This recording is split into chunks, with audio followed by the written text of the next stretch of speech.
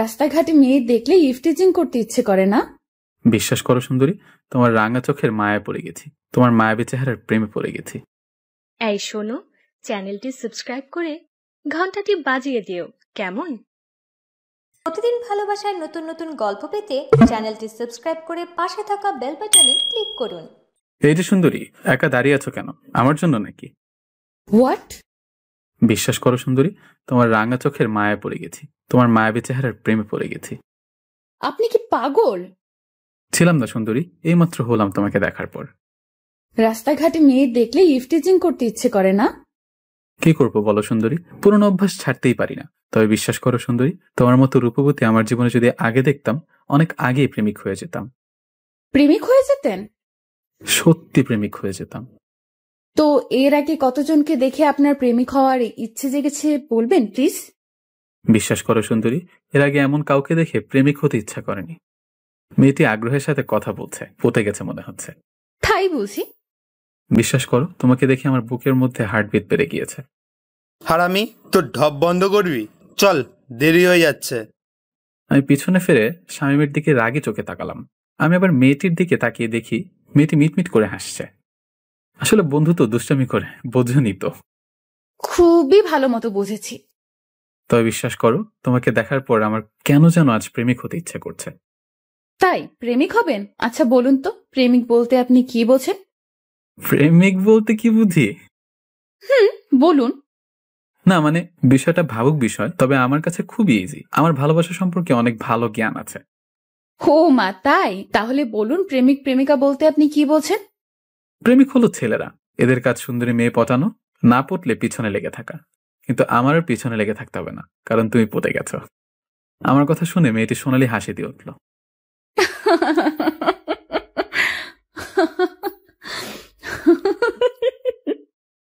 আহ, কি হলো কি হলো? তোমার সোনালি হাসি দেখে বুকের ভেতর কেমন জানি করে উঠল। ও মা, তাই? হ্যাঁ সুন্দরী। মেয়েটি এবার কেমন জানি সিরিয়াস হয়ে বলল, আমাকে যে এসে বিরক্ত করতেছেন, জানেন আমি কে? আমি আপনার কি অবস্থা করতে পারি জানেন? আমার কাছে আপনি হলেন আমার প্রেমিকা, যার প্রেমে একটু আগেই পড়েছি আমি। এর থেকে আর কি চিনবো বলো সুন্দরী? মেয়েটি হঠাৎ তার ব্যাগ থেকে পিস্তল বের করে বলল, এটা কি জানেন? ওমা! আমি অবাক চোখে পিস্তলের দিকে তাকিয়ে থাকলাম। কি ব্যাপার? মা বের হলো কেন মুখ থেকে? সুন্দরী বলবেন না? আপনি আমার ধর্মের বোন, বোন আমাকে মারবেন না। সুন্দরী প্রেমিক থেকে ধর্মের বোন হয়ে গেলাম। আমার ভুল হয়ে গিয়েছে বোন, আর কখনো রাস্তাঘাটে মেয়েদের দেখলে ইফটিজিং করবো না। তার আর সুযোগ পেলে তো এখনই আপনাকে আমি ওপারে পাঠিয়ে দেব। না না প্লিজ, মারবেন না আমাকে। যদি মারেন তাহলে? তাহলে কি? আমি পুলিশকে বলে দিব আপনি আমাকে খুন করেছেন। বেঁচে থাকলে তো বলবা চান্দু। আর আমি কে জানো? না, আপনি কে? বাহ, এখন তো চেনো না, তখন কি যেন বললে? ভুল হয়ে গিয়েছে আমার, বলুন প্লিজ আপনি কে? আমি হলাম ডিবি পুলিশ, মলি চৌধুরী মিষ্টি। ম্যাডাম ম্যাডাম, জীবনে আর এমন করবো না, মাফ করে দিন প্লিজ। ওকে, ক্ষমা করে দিতে পারি, তবে কথা দিতে হবে আজকের পর থেকে মেয়েদেরকে আর বিরক্ত করা যাবে না। এই জন্মে আর না। ওকে, যান এখান থেকে। আমাকে আর পাইকে সঙ্গে সঙ্গে ওখান থেকে পালালাম। জন্মে শিক্ষা হয়েছে, বড় বাচ্চা বেঁচে গেছি। এরপর আর কখনো মেয়ে দেখলেই কথা বলতে যাব না। এসব বলতে বলতে আমি চলে আসলাম, কিন্তু আমি চলে আসার পর মেয়েটি, হাইরে পিস্তল, নকল আর আসল দেখতে দুটোই এক। শতবার আমাকে সেভ করলি ইফটিজার। মেয়েটি পিস্তলের দিকে তাকিয়ে এসব বলছিল, মানে পিস্তলটি নকল ছিল। পুরো বলদা হয়ে গেলাম। চাকরি ইন্টারভিউ দিতে বের হয়েছিলাম, রাস্তায় সুন্দরী মেয়েটিকে দেখে কথা বলতে গেলাম। কি হলো তারপর তো সবই দেখলেন। চাকরি চাকরি চাকরি, ভাইরে ভাই, বর্তমান বাংলাদেশে চাকরি খোঁজা মানে প্রশান্ত মহাসাগরে গহীন সোনা খোঁজার মতো। তাই আমি 2 বছর আগে মাস্টার্স পাস করে হাতে সার্টিফিকেট নিয়ে চাকরি খুঁজছি। কিছুদিন আগে একটি চাকরির পরীক্ষা দিয়ে ভাইবা পরীক্ষার জন্য ডাক পেয়েছি। এই নিয়ে কতবার যে ভাইবা পরীক্ষার জন্য ডাক পেয়েছি তা হিসাব করে শেষ করা যাবে না। মানে ভাই, সববারই ভাইবা পরীক্ষায় গিয়ে ফেল করে যাই। ওই একটাই কারণ, ওটি দাও আর চাকরি নাও। পুরো কপাল, ওটি নেই, তাই আমার কপালে চাকরিও নেই। কিন্তু নিরাশার মধ্যেও কিছু আশার আলো দেখার জন্য এখনো চাতক পাখির মতো চাকরি খুঁজে যাচ্ছি। রোজকার মতো আজও ভাইবা দিবার জন্য বের হলাম রুম থেকে। চাকরি হবে না জেনেও একটু আশার আলোর জন্য যাচ্ছি। বাড়ি আমার গ্রামে। ঢাকা এসেছি চাকরি খুঁজে। থাকি মামার বাসায়। মামার টাকাতেই চলছি ঢাকা শহরে। আমি একা চাকরি খুঁজছি না, সাথে বন্ধু শামীমও আছে। দুজনই মামার বাসায় থাকি। যাই হোক, আমি আর ইয়াসিন ভাইবা দেবার জন্য অফিসে গেলাম। প্রথমে ইয়াসিন গেল, তারপর আমি গেলাম। তারা বলল আপনারা যান, আমরা জানাবো। আমাদের বোঝা হয়ে গেল তারা জানাবে আমাদের মরার পর। আমরা অফিস থেকে বের হয়ে আসলাম। বন্ধু, চাকরি তো হবে না। তা শিওর হবে না। চল সিঙ্গারা পুরি খেয়ে বাসার দিকে যাই। চল। আমার ফোনে গ্রাম থেকে ফোন আসলো। মা কল দিয়েছে। শামীম তুই যা, আমি আসছি। ওকে। শামীম যাবার পর আমি কলটা ধরলাম। হ্যালো মা। হ্যালো বাবা, কেমন আছিস তুই? মা ভালো, তোমরা কেমন আছো? বাবা ভালো। মা খাবার খাইছো? বাবা খেয়েছিস তুই? মা খাইছি। তো বাবা তোর চাকরির কি হলো? না মা, হয় নাই। বাবা তোর বাবা আর পারছে না, তুই কিছু কর বাবা। চাকরি হবে না জেনেও একটু সান্ত্বনার জন্য মাকে বললাম, বাবা দেখবে খুব শীঘ্রই আমার চাকরি হবে। কিছু একটা কর বাবা, তোকে এতদূর অনেক কষ্ট করে তোর বাবা পড়িয়েছেন, কিন্তু তোর বাবা আর পেরে ওঠে না বাবা। তুমি চিন্তা করো না মা। বাবা সাবধানে থাকিস। আজ রাখছি। আচ্ছা মা। মা ফোন রাখার পর কি করব বুঝতে পারছি না, কারণ মা চায় চাকরি, কিন্তু মা তো জানে না বর্তমানে টাকা ছাড়া চাকরি হয় না। মেধার কোনো দাম নেই এই বর্তমান যুগে। চাকরি আমাদের মতো গরিব ঘরের ছেলেদের জন্য না। যাই হোক, সবকিছু মনে চেপে রেখে শামীমের সাথে ফুটপাত দিয়ে হেঁটে হেঁটে বাসার দিকে যেতে লাগলাম। মনে একটাই চিন্তা, চাকরি করতে হবে, কিন্তু কোথায় পাবো চাকরি? চাকরি নামের বস্তুটা কি আমাদের মতো গরিব ঘরের ছেলেদের হাতে ধরা দিবে? যাই হোক, হাঁটতে আর ভালো লাগছিল না, তাই শামীমকে বললাম, বন্ধু এবার একটা রিক্সা ডাক দে, আর হাঁটতে ভালো লাগছে না। আচ্ছা। ইয়াসিন একটি রিক্সা নিল। দুজনে রিক্সা নিয়ে যাচ্ছিলাম, কিন্তু হঠাৎ খুব দ্রুত একটি প্রাইভেট কার আমাদের রিক্সাকে পাশ থেকে ধাক্কা মারে। আমাদের রিক্সাটা উল্টিয়ে যায়। প্রাইভেট কার ধাক্কা মেরে দ্রুত বের হয়ে যায়, আর আমাদের রিক্সা রাস্তায় উল্টে পড়ে যায়। আমাদের তেমন কোনো ক্ষতি হয়নি, এই হাত পা ছুলে গেছে, কিন্তু আমার বাম হাতে একটু ক্ষত হয়ে ব্লাড পড়ছিল তখন, তাই হাসপাতালে যেতে হলো। হাসপাতালে আমরা ইমার্জেন্সিতে গেলাম, একটি ব্যান্ডেজ করলেই হবে। আমাদেরকে বসতে বলল। তারপর দুজন নার্স আসলো, কিন্তু নার্সগুলোকে দেখে আমরা দুজনই হা করে তাকিয়ে আছি। নার্সের দুজনের মধ্যে একজন সকালের মেয়েটি ছিল, মানে ডিবি পুলিশ। ওই মেয়েটি আমাকে এসে বলল, দেখি কোথায় কাটছে আপনার। আমি তো রাগী চোখে মেয়ের দিকে তাকিয়ে আছি। কি ধাপ্পা বাজছে বাবা, আমাকে পুরো পাগল সাজিয়ে দিয়েছে। তারপর যখন মেয়েটি আমার দিকে তাকালো, আপনি? ডিবি পুলিশ ম্যাডাম, আমি।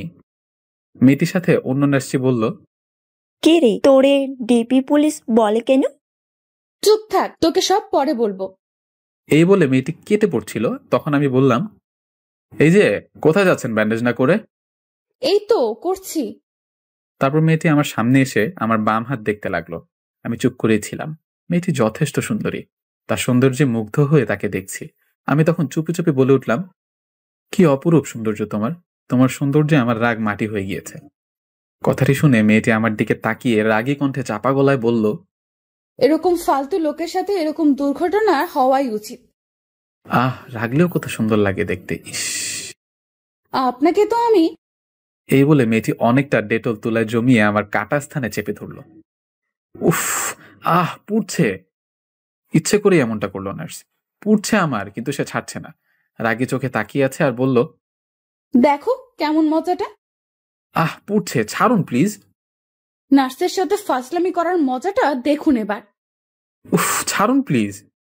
চিল্লান কেন? কাটা জায়গায় স্যাভলন না লাগালে হবে না তো? আপনি তো ইচ্ছে করে আমাকে কষ্ট দিচ্ছেন। কে শোনে কার কথা? নার্স আমার কথা না শুনে আমার কাটা স্থানে কষ্ট দিচ্ছিল। অবশেষে যখন ছাড়লো, বাঁচলাম। আমাকে ছাড়ার পরে মেয়েটি আমার সামনে ঝুঁকে বলল, এরপর যদি আর কখনো আমার আশেপাশে দেখি তাহলে এর থেকে বড় কষ্ট দেব। মেয়েটির আঙুল নাড়ালো। মাথার চুলগুলো আমার সামনে লাফালাফি করছিল। সবকিছু মিলে অসম্ভব সুন্দর একটি মুহূর্ত তৈরি হয়ে গিয়েছিল আমার জন্য। তোমার সৌন্দর্য এক নজর দেখার জন্য তোমার পক্ষ থেকে আসা সব কষ্টই আমি সহ্য করে নিতে পারবো সুন্দরী। বিরক্ত হয়ে মেয়েটি আমার হাতে ব্যান্ডেজ করতে লাগলো। আমি মিষ্টির দিকে তাকিয়ে বললাম, একবার এই চোখের দিকে তাকাও সুন্দরী। কোনো কথা না বলে রাগী ভাব নিয়ে কাজ করতে লাগলো। সুন্দরী, তোমার নামটা কি জানো? মনে পড়ছে না। মিষ্টি চুপ করে আছে। আমি বললাম, ও হ্যাঁ, মনে পড়েছে, মিষ্টি চৌধুরী। চুপ করবেন আপনি? ওকে, চুপ। তারপর মিষ্টি মেয়েটি রাগী ভাব নিয়ে আমার হাতে ব্যান্ডেজ করলো। ব্যান্ডেজ করা শেষে চলে যাচ্ছিল, তখন আমি বললাম, আয় সুন্দরী, শুনুন। কি আবার? না মানে কখন কিভাবে ওষুধ খাবো আর ব্যান্ডেজটা কবে খুলবো এগুলো জানার জন্য যদি তোমার নাম্বারটা দিতে। ও হ্যালো, আপনার হাত ভাঙেনি আর অনেক বড় ক্ষতি হয়নি যে ওষুধ খেতে হবে, মানে নাম্বার নিবার ধান্দা নাকি? তাহলে কবে ব্যান্ডেজ খুলতে আপনার কাছে আসবো সেটি তো বলবেন। এই দেখুন, বেশি বাড়াবাড়ি করতেছেন কিন্তু। এই ব্যান্ডেজের জন্য আবার আসবেন মানে? আরে তা না, আমার মা বলেছে কোনো কিছুকে ছোট করে দেখা উচিত না।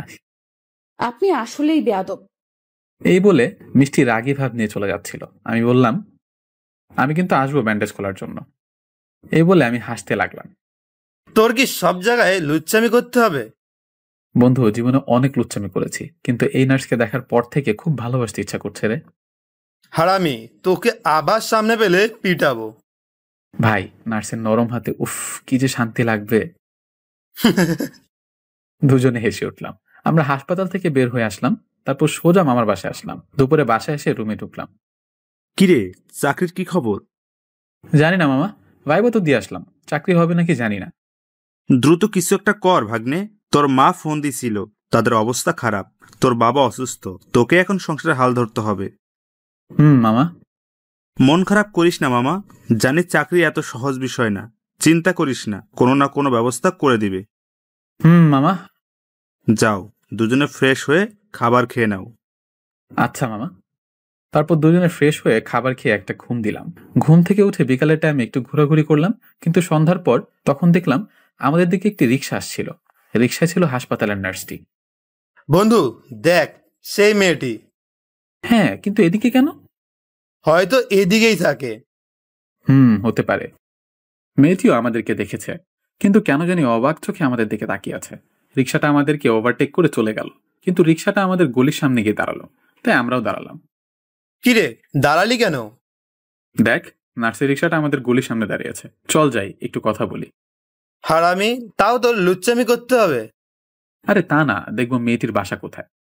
আমি শামীমকে জোর করে টানতে টানতে রিক্সার কাছে নিয়ে গেলাম। রিক্সার কাছে যেতেই মিষ্টি মেয়েটির আর রিক্সাওয়ালার কথাবার্তা শুনতে পেলাম। না আপা, টাকা না দিয়ে আপনি যেতে পারেন না।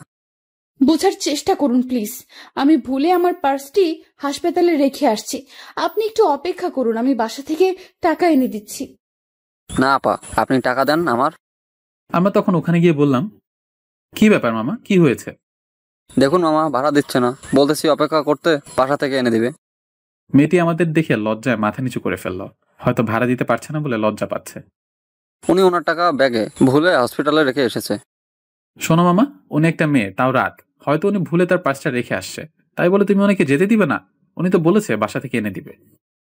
সত্যি বলছি, আমি ভুলে পার্সটা রেখে আসছি। আমার বাসা এখানে, আমি এনে দিচ্ছি এখনই। আচ্ছা মামা, তোমার ভাড়া কত? 50 টাকা মামা। এই নাও টাকা। টাকা পেয়ে রিক্সা চালক চলে গেল। আপনাকে অসংখ্য ধন্যবাদ। ওয়েলকাম মিস সুন্দরী। আপনি কি করবো বলো সুন্দরী? তো ফাজিল কেন আপনি? আপনাকে দেখলে ফাজলামিটা চলে আসে। ধুর। আচ্ছা শোনেন, হেল্পের জন্য ধন্যবাদ, টাকাটা আমি আপনাকে পরে দিয়ে দেব। টাকা লাগবে না, তবে যদি আপনি প্রতিদিন 1 টাকা করে 50 দিনে 50 টাকা শোধ করেন তাহলে আমি নিব। কেন? তা হবে কেন? কারণ এভাবে টাকাটা নিলে 50 দিন আপনাকে দেখতে আর কথা বলতে পারবো। আপনি না একটা নার্স রেগে চলে যাচ্ছিল। এই যে ম্যাডাম, বাসার নাম্বারটা বলে যান, টাকা নিতে আসবনি। জি না, কোনো দরকার নেই, আমি নিজ দায়িত্বে আপনাকে খুঁজে টাকাটা দিয়ে আসব। উফ, তোমার মতো সুন্দরী মেয়ে আমাকে খুঁজবে, ভাবতে অদ্ভুত একটা অনুভব পাচ্ছি। আজব। মেয়েটি দ্রুত চলে গেল। মেয়েটি চলে যাওয়ার পর খাবার খেয়ে গ্রামে বাবা মার সাথে কথা বললাম। কথা বলা শেষে কি করব, ঘুম আসবে না, তাই রোজকার মতো আজকেও পার্সোনাল ডায়েরিটা হাতে নিলাম। কলম ডায়েরি নিয়ে ছাদে চলে আসলাম। প্রতিদিন ছাদে এসে আমার ডায়েরিতে কবিতা লিখি। ছন্দের তালে ভালোবাসার কবিতা লিখতে ভালো লাগে, কিন্তু ছাদে আসার পর আজ কেন যেন কবিতা লিখতে ভালো লাগছিল না। আজ মনটা কেন জানি সেই নার্সকে নিয়ে লিখতে বলছে, তাই আজ সারাদিন যা ঘটলো মেয়েটির সাথে সেগুলোই লিখতে লাগলাম ছাদে, গুটি গুটি হাঁটি হাঁটি করে। কিন্তু মেয়েটিকে নিয়ে লেখার সময় আমার নিজের লেখা কিছু কথা মনে পড়ে গেল, যাহা আমার ডায়েরিতে লেখা রয়েছে। আমি মরিয়া হয়ে সেই পেজটা সন্ধান করতে লাগলাম। কিছুক্ষণ খোঁজার পর পেয়েও গেলাম। কবিতাটি দেখার পর আজ কেন জানি পড়তে খুব ইচ্ছা করছিল, তাই আমি মৃদু কণ্ঠে কবিতা পড়তে লাগলাম। একদা দেখেছি তোমায় এক প্রভাতে, আবার যখন দেখা হবে খানিক যদি থমকে যাই, বেলি ফুলের গন্ধে কোথাও একটুখানি চমকে যাই, তাকিও তখন চোখ হাসি মুখে বুকের ভেতর কে কেঁপে যায় শোকে। আমার পড়াটা শেষ হওয়া মাত্রই পিছন থেকে একটি কণ্ঠ ভেসে আসলো। বাহ, চমৎকার। আমি পিছন ফিরে তাকিয়ে যা দেখলাম, দেখার সঙ্গে সঙ্গে মাথা ঘুরে অজ্ঞান হয়ে পড়ে গেলাম। যখন আমার জ্ঞান ফিরল, আমি চোখ খুলে দেখি আপনি ঠিক আছেন তো? আমি মিষ্টির কোলে মাথা রেখে শুয়ে আছি। কিন্তু মিষ্টি এখানে আসলো কোথা থেকে? আমি জিজ্ঞাসা করলাম, আপনি এখানে? আগে বলুন, আপনি এখানে অজ্ঞান হয়ে পড়েছিলেন কেন? আপনি কি পড়ি? পড়ি মানে? মানে আমি ছাদে ঘোরাঘুরি করছিলাম, হঠাৎ পিছনে কারো কণ্ঠ শুনে তাকিয়ে দেখি সাদা পাখনা যুক্ত একটি মেয়ে দাঁড়িয়ে আছে। তারপর আমার আর কিছু মনে নেই। মানে আপনি পড়ি দেখে অজ্ঞান হয়েছেন? হ্যাঁ। কিন্তু পড়ি দেখে অজ্ঞান হবার কি আছে? আরে আপনি জানেন না, পরীরা অনেক শক্তিশালী হয়, যদি আমার কোনো ক্ষতি করতো তাই ভয় পেয়েছি। কই, কোনো ক্ষতি তো আপনাকে করেনি, মনে হয় ভালো পড়ি। হতে পারে। তাই পড়ি দেখে ভয় পাবেন? পড়িরা ভালো হয়। আপনি জানেন কিভাবে পরীরা ভালো হয়? আর আপনি এখানে আসলেন কিভাবে? আমি পরিদের সম্পর্কে সব জানি, কারণ আমি ওই নার্স না। মানে কি? শান্ত হন, শুনুন, আমি এই পথ দিয়ে যাচ্ছিলাম, কিন্তু আপনার চমৎকার ছন্দের তালে ভালোবাসার বাক্যগুলো থামতে হলো। তারপর যখন আপনার সাথে কথা বলার জন্য আসলাম, কিন্তু আপনি তো আমাকে দেখেই অজ্ঞান হয়ে পড়ে গেলেন। এখান দিয়ে যাচ্ছিলেন মানে? প্লিজ ভয় পাবেন না, আমি মিষ্টি না। মানে আপনি যে নার্সকে ভালোবাসেন সেই মেয়ে আমি না। আমি হলাম ভিন গ্রহের প্রাণী, মানে আপনারা যাকে বলেন পরী। আপনি মজা করছেন? না, মজা করতেইছি না। আমি প্রথমে আমার রূপে আপনার সামনে আসলাম, কিন্তু আপনি অজ্ঞান হয়ে গেলেন। তাই আপনি যাকে নিয়ে লেখালেখি করতেছিলেন তার রূপ ধারণ করে আসলাম, যাতে আপনি ভয় না পান। মানে আপনি পড়ি? আমি ভয় ভয়ে পিছু যেতে লাগলাম। আরে আবার ভয় পাচ্ছেন কেন? আমি আপনার কোনো ক্ষতি করব না, ভয় পাবেন না প্লিজ। আমি বিশ্বাস করি না আপনি পড়ি। আচ্ছা, কি করলে বিশ্বাস করবেন? আপনি পড়ি হন, তারপর বিশ্বাস করব। আচ্ছা হচ্ছি, কিন্তু আপনি আবার অজ্ঞান হবেন না তো? না না, হব না, আপনি পড়ি হন। ওকে, হচ্ছি। মেয়েটি বলার সাথে সাথে মেয়েটি তার কপালে তার ডান হাত রাখলো, আর সঙ্গে সঙ্গে একটি আলোর বিকিরণ বয়ে গেল আমার সামনে। আলোর বিকিরণ শেষ হবার পর আমি স্পষ্ট দেখতে পেলাম আমার সামনে দুইটি ডানা নিয়ে দাঁড়িয়ে আছে একটি পরী। মেয়েটির ডানার মতোই মেয়েটির হাত পা দুধের মতো সাদা। মেয়েটির মাথায় একটি জ্বলন্ত আলো জল করছে। এগুলো দেখে আমার মাথা ভো ভো করে ঘুরতে লাগলো। এখন বিশ্বাস করলেন তো? এ এক অদ্ভুত চিকন কণ্ঠ, যা বারবার শুনতে ইচ্ছা করে। আমি এখন ভয় আর দাঁড়িয়ে থাকতে না পেরে আমি প্রচন্ড জোরে এক চিৎকার দিয়ে অবাক হয়ে অজ্ঞান হয়ে পড়ে গেলাম। মামা গো! আমার চিৎকার শুনে মামা, শামীম, বাড়িওয়ালা সহ সকলেই ছাদে আসতে লাগলো। আর পরীটা আমাকে আবার অজ্ঞান হয়ে দেখে সেখানে আর না থেকে সে চলে গেল। এদিকে আমার চিৎকার শুনে সকলে ছাদে এসে দেখে আমি অজ্ঞান হয়ে পড়ে আছি। কি হয়েছে তোর? মনে হয় অজ্ঞান হয়ে পড়ে গেছে, মুখে পানি ছিটাও। শামীম, পানি নিয়ে আয়। তারপর আমার মুখে পানি মারার পর আমার জ্ঞান ফেরে। কি মামা, কি হয়েছে? অজ্ঞান হয়েছিলি কিভাবে?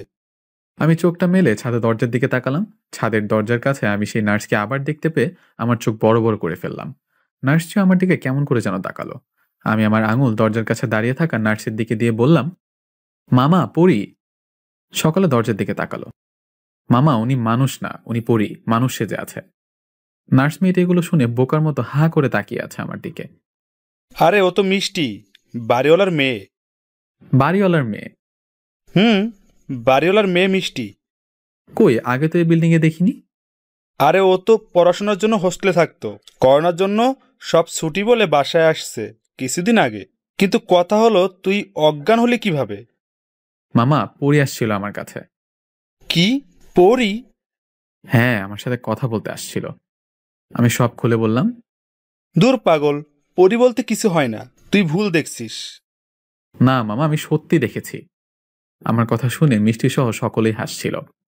শোনো রফিক, তোমার ভাগ্নের মাথা খারাপ হয়ে গেছে, ওকে রুমে নিয়ে যাও। বাড়িওয়ালা এই বলে হাসতে হাসতে তার মেয়েকে নিয়ে চলে গেল। তুই রুমে আয়। তারপর আমরা রুমে গেলাম। রুমে যাবার পর আমি সবাইকে বিশ্বাস করাতে চেষ্টা করছিলাম, কিন্তু কেউ বিশ্বাস করছিল না। তাই আমি চুপচাপ খাবার খেয়ে শুয়ে শুয়ে ভাবতে লাগলাম, তাহলে সব আমার মনের ভুল ছিল। এইসব ভাবতে ভাবতে ঘুমিয়ে পড়লাম। সকালে ঘুম থেকে উঠে ছাদে গেলাম দাঁত ব্রাশ করতে করতে। ছাদে গিয়ে দেখি ওই নার্সটি ছাদে ফুলের গাছে পানি দিচ্ছে। মিষ্টি আমাকে দেখার পর আমার কাছে এসে বলল, গতকাল রাত্রে কি বলছিলেন? আমি মানুষ না আমি পড়ি? বিশ্বাস করুন, আমি সত্যি বলছি, আমি পরি দেখেছি। আপনার রূপ ধারণ করে আমার সাথে কথা পর্যন্ত বলেছে। সত্যি বলতে কি জানেন, আমি শুধু জানতাম আপনি শয়তান একটি ছেলে, কিন্তু আপনার মাথায় যে সমস্যা আছে আজ জানলাম। আমার কথা বিশ্বাস করুন, আমি সত্যি বলছি। আপনি একটা কাজ করুন, পাবনায় ভর্তি হন, ওখানে অনেক পরী আছে। এই বলে হাসতে হাসতে চলে গেল। আমি ওখানেই দাঁড়িয়ে থাকলাম, কাউকে বিশ্বাস করাতে পারছি না। রুমে এসে শামীমকে সব খুলে বললাম, কিন্তু হারামিও কিছু বিশ্বাস করছে না। যাই হোক, এসব ভাবতে ভাবতে সারাদিন কেটে গেল রুমের মধ্যে। কিন্তু বিকেলে যখন রুমে শুয়ে আছি, তখন আমার ফোনটা বেজে উঠল।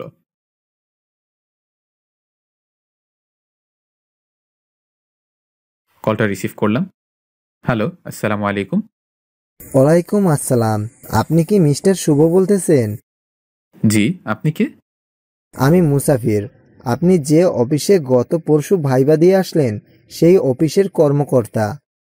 তার মানে কি আমার চাকরিটা হয়ে গেল? জি স্যার, বলুন। আপনার চাকরিটা হয়ে গিয়েছে, আপনাকে অভিনন্দন। আমি খুশিতে দিশেহারা হয়ে, স্যার সত্যি বলছেন স্যার? জি সত্যি। আপনি আগামী শনিবার অফিসে চলে আসবেন। আর কি স্যার? আরে বোঝেন না কি বলতে চাচ্ছি? কথাটি শুনে নিমিষে আমার খুশি মাটিতে মিশে গেল। এমনটা কয়জনের সাথে হয়েছে? গল্পপ্রেমিকরা আমাদেরকে জানাতে ভুলবেন না। জি, বুঝে গিয়েছি। কত বলুন? বেশি না, 5 হলেই হয়ে যাবে। আচ্ছা, ভালো থাকবেন। আমি এই বলে কলটা কেটে দিলাম। শালার চাকরির কিছু না বলি, আর ইন্টারভিউই দেব না, চাকরিও করব না। গ্রামে গিয়ে কৃষি কাজ করব। বর্তমানে মেধার কোনো দাম নেই, সব টাকার উপর চলে। সন্ধ্যা প্রায় লেগে গেছে। হাসির আলোর দেখার সাথে সাথে দুঃখের অন্ধকারে সব বিলীন হয়ে গেল। আর মনটা খারাপ ছিল, তাই সন্ধ্যায় চোখ বন্ধ করতেই কখন ঘুমিয়ে পড়েছি জানি না। খাবারের জন্য মামা ডাকেনি, কাল ভয় পেয়েছি বলে। এক ঘুমে রাত 10টা বেজে গিয়েছে, আমার ঘুম ভাঙেনি। কিন্তু আমার ঘুমের মধ্যে আমি দেখতে পেলাম আমার কাছে কালকে সেই পরীটা এসেছে। আমার সামনে এসে হাঁপিয়ে হাঁপিয়ে পরীটা বলছে, শুভ ওঠো, দ্রুত ওঠো। আমি চোখ খোলার চেষ্টা করলাম, কিন্তু পারলাম না। আমার মুখ দিয়ে কথাও বের হচ্ছিল না। এদিকে আমার স্বপ্নে আমাকে পরীটা ডেকে যাচ্ছিল। যখন আমি উঠছিলাম না, তখন পরীটা আমার শরীরে স্পর্শ করাতে আমি ঘুম থেকে উঠে সোজা বসে পড়ি, আর চোখ খুলে সামনে তাকিয়ে দেখি কালকের সেই পরী। আমি স্বপ্ন ভেবে চোখে আঙুল দিয়ে ডলছিলাম। স্বপ্ন না শুভ, এটা সত্যি। চলো আমার সাথে, দ্রুত চলো। পরীটার কণ্ঠ শুনে আমার পাশে শুয়ে থাকা শামীমকে ডাকতে যাব, তখন পরীটা বলে উঠল, তুমি ছাড়া আমাকে কেউ দেখতে পারবে না। আর আমি তোমার কাছে এসেছি কারণ তোমার ভালোবাসা মিষ্টিকে কিছু বকাটে ছেলেরা প্রাইভেট কারে তুলে নিয়ে যাচ্ছে। মানে? আমি সত্যি বলছি, মিষ্টি হাসপাতাল থেকে আজ একটু দেরিতে বের হয়েছে, আর তাই রাস্তায় কিছু বকাটে ছেলেরা ওকে তুলে নিয়ে গেছে। আপনি মিথ্যা বলছেন আমাকে আপনার সাথে নেবার জন্য। কি প্রমাণ আছে আপনি সত্যি বলছেন? জানি বিশ্বাস করবে না, তাহলে এই দেখো। এই বলে পরীটা তার অলৌকিক শক্তি ব্যবহার করে আমার সামনে দেখাতে লাগলো। আমি দেখলাম নার্সকে কিছু ছেলে গাড়ির মধ্যে জোর করে আটকে রেখেছে, মিষ্টির মুখ ওড়না দিয়ে বাঁধা। আমি তো তোমাকে সেটাই বোঝানোর চেষ্টা করতেছি সেই কখন থেকে। প্লিজ আমাকে ওর কাছে নিয়ে চলেন। আসো। তারপর পরী তার অলৌকিক শক্তি ব্যবহার করে সেখানে নিয়ে গেল। তুমি কিছু একটা করো। যদি আমি কিছু করতে পারতাম তাহলে কি তোমাকে ডাকতাম না? মানে মানব জাতির উপর আমাদের শক্তি ব্যবহার করা বারণ। যদি করি তাহলে? পরীটা থেমে গেল। তাহলে কি? যদি আমি আমার শক্তি তোমাদের উপর ব্যবহার করি তাহলে আমি সঙ্গে সঙ্গে আমার সব শক্তি হারিয়ে ফেলবো। আমি তোমাদের মতো সাধারণ মানুষ হয়ে যাব। কিন্তু এখন কিভাবে গাড়ি থামাবো? দেখো, ওরা গাড়ির মধ্যে মিষ্টির সাথে নোংরামি করার চেষ্টা করছে। আমি শুধু গাড়িটা থামিয়ে দিতে পারি, এর বেশি কিচ্ছু করতে পারবো না। বাকিটা তোমাকে করতে হবে। তাহলে দ্রুত গাড়িটা থামো প্লিজ, আর আমার হাতে একটি মোটা লাঠি এনে দাও। আচ্ছা। তারপর পরীটা আমাকে একটি লাঠি দিল, আর তার শক্তি ব্যবহার করে গাড়িটা থামিয়ে দিল। গাড়ি একা একাই বন্ধ হয়ে গেল, আর আমাকে গাড়ির সামনে নিয়ে দাঁড় করালো। গাড়িটা বন্ধ হলে গাড়ির মধ্যে থাকা 4টি লোক গাড়ির সামনে আমাকে দেখে তারা মিষ্টিকে গাড়ির মধ্যে রেখে গাড়ি থেকে বের হলো। আমার হাতে লাঠি দেখে তারা খালি হাতে বের হলো না, তাই আমি তাদের সুযোগ দেবার আগে আমি দ্রুত একজনকে মাথায় বাড়ি দিয়ে মাটিতে শুইয়ে দিলাম। তারপর ওপাশ থেকে বাকি দুজন আসার আগেই এই পাশে থাকা আরেকজনকে মাথায় বাড়ি দিয়ে শুইয়ে দিলাম। আর এইদিকে ওই দুজনের মধ্যে একজন পিছন থেকে এসে সোজা আমার মাথায় বাড়ি দিল। সঙ্গে সঙ্গে আমার মাথা ফেটে রক্ত পড়তে লাগলো, কিন্তু আমি মাটিতে পড়ে না গিয়ে শরীরের সর্বশক্তি দিয়ে লোকটির মাথায় বাড়ি দিয়ে মাথা ফাটিয়ে দিলাম। আর আরেকজন তখন এই সুযোগে আমার বাম হাতে একটি বাড়ি দিল। বাড়ি দেওয়ার সাথে সাথে লোকটির হাতের লাঠি ভেঙে 2 ভাগ হয়ে গেল। বাড়ি দেওয়ার পর আমি আমার বাম হাতে কোনো বল পাচ্ছিলাম না, হয়তো বাম হাত ভেঙে গিয়েছে। আমি আমার পাটা ব্যবহার করে শেষ লোকটির মিডলে লাথি দিলাম, আর ডান হাতের লাঠিটা দিয়ে মাথায় বাড়ি দিলাম কয়েকটা। সবগুলো মাটিতে গড়াগড়ি খাচ্ছে, আর আমি মাতালের মতো এদিক থেকে ওদিক যাচ্ছি। মাথা থেকে অনবরত রক্ত পড়ছে, মাথাটা ঝিম ধরে আছে, সবকিছু ঘুরছিল। লোকগুলোকে মাটিতে পড়ে থাকা অবস্থায় আমি আরো পেটাতে থাকলাম। সবগুলোকে যখন মাটিতে লেপে দিয়েছি, তখন আমি গাড়ির দরজাটা খুললাম। দরজাটা খুলে আমি ঝাপসা চোখে দেখতে পেলাম মিষ্টি মানে সুন্দরী নার্স অবাক চোখে আমার দিকে তাকিয়ে আছে। আমি মিষ্টিকে গাড়ি থেকে নামালাম। আমি দাঁড়িয়ে থাকতে পারছিলাম না, কারণ প্রচুর রক্ত পড়ছিল, আমার শরীর ঝিম ধরে আসছিল। আমি মাটিতে পড়ে যাওয়ার আগে মিষ্টিকে বাঁধন মুক্ত করলাম। তারপর আমার আর কিছু মনে নেই। তারপর যখন আমার জ্ঞান ফিরল, তখন আমি নিজেকে হাসপাতালের বেডে আবিষ্কার করলাম। আমার পাশে বসেছিল সেই নার্স মানে মিষ্টি। আপনি? আমার মাথায় ব্যান্ডেজ, হাতে ব্যান্ডেজ, বাম হাত কেসে। আপনার জ্ঞান ফিরেছে? আমি আস্তে করে বললাম, হ্যাঁ। আমার জ্ঞান ফেরার কথা শুনে মামা, ইয়াসিন, মিষ্টির বাবা মা ভিতরে আসলো। মামা কেমন লাগতেছে এখন? মামা ভালো। বাবা, তুমি আমার মেয়েকে অনেক বড় বিপদ থেকে বাঁচিয়েছো। তোমাকে যে কি বলে ধন্যবাদ দিব আমি জানি না। আঙ্কেল, এটি আমার কর্তব্য ছিল। তোমরা কেউ ওনার সাথে কথা বললো না, উনি কথা বললে মাথায় সমস্যা হবে। আমি রুমের মধ্যে পরীকে দেখতে পেলাম। আমি ছাড়া তো কেউ দেখতে পাবে না। পরীটা আমার দিকে তাকিয়ে একটি হাসি দিয়ে ফাইন দেখালো হাত দিয়ে। ঠিক বলছো, ওর সাথে কেউ কথা বলো না। তোমরা সকলে বাইরে যাও, ওনাকে রেস্ট নিতে দাও। ওকে। সকালে রুম থেকে বের হলো। তারপর মিষ্টি আমার কাছে এসে বলল, একটু কষ্ট করে উঠে বসতে হবে, একটু ওষুধ খেতে হবে। এত সুন্দর করে কথা এর আগে বলেনি। আমি তো পারবো না উঠতে, বাম হাত ভাঙা। ওকে, আমি উঠিয়ে দিচ্ছি। এ বলে মলি আমাকে ধরে বসালো। নেন, খান। আমি ওষুধটা নিয়ে খেলাম। ওষুধ খাওয়া শেষে মিষ্টি একটি চেয়ার নিয়ে আমার সামনে বসলো আর বলল, আমি কিছু কথা বলবো, সব কথার উত্তর দিবেন, তবে আস্তে আস্তে। তার আগে আমার কিছু কথা আছে। কি কথা? আমি আপনাকে বাংলা সিনেমার নায়কের মতো বাঁচালাম। তোমার তো এখন আমার প্রেমে পড়ে যাবার কথা। তাই? তুমি আমাকে এখন বলবে তোমাকে ভুল বুঝছি, আমাকে ক্ষমা করে দাও, আর আমি তোমাকে ভালোবাসি। না, বলবো না তো। কেন? তুমি কি আমার প্রেমে পড়নি? না তো। পড়ো নাই?